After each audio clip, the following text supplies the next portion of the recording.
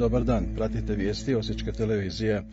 Sporazum o udruživanju sredstava vrijedan 50 milijuna kuna koji bi trebao osigurati nastavak uređenja kanala za navodnjavanje jutros su potpisali predstavnici županije Osječko-baranjske i 36 jedinica lokalne samouprave.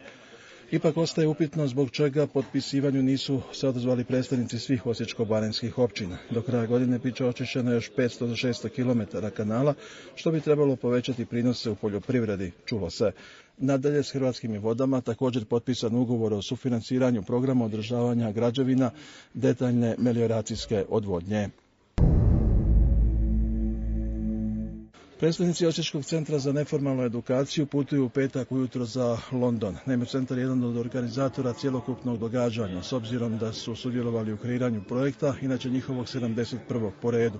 Osim Domagoja Mrkonjića, koji je koordinator alternativnog kazališta u London, putuje još 5 mladih volontera. Vanja Jusufovski, te Zoran Radaković, Matea Grabić, Martina Hojsak i Martina Lovrić. A u Londonu će se okupiti 200 mladih iz 17 europskih zemalja koji će voditi ili pak sudjelovati u 8 različitih radionica, čije će teme biti međukulturalni dijalog i rasizam.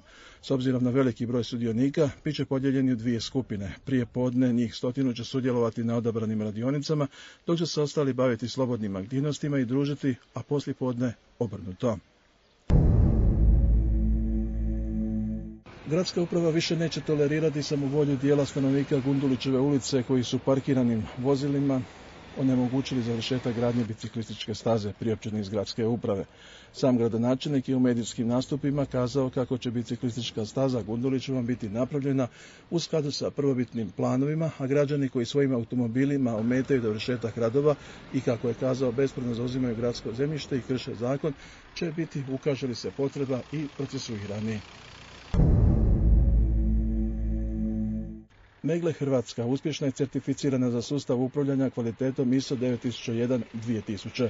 Nakon uvođenja HACCP-a u ožujku 2002. godine te dobijanju Europskog veterinarskog kontrolnog broja objekta krajem 2004. godine, ovaj je korak za ovo poduzeće samo još jedna stepenica u stalnom poboljšanju i unapređenju sistema poslovanja. Pored novog sistema upravljanja kvalitetom ISO 9001-2000, želja u poduzeću je nastojanje da i dalje unaprijede kvalitetu proizvoda, ali i način poslovanja, kako bi gradili i širili poduzeće na zadovoljstvo svih zaposlenika, ali i u svrhu ekonomskog napretka cijele regije, svoj dopisu koji smo dobili iz Megle Hrvatska.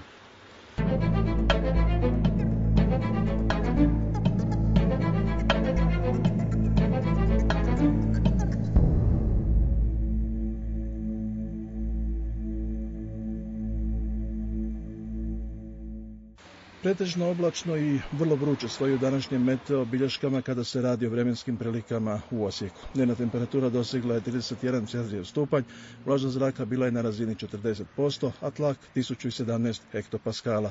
Sutra pretežno sunčano prije podne, a poslije podne možda padne i pokoji pljusak praćen grmljavinom. Vijesti Osječke televizije možete pogledati na portalu osijek031.com.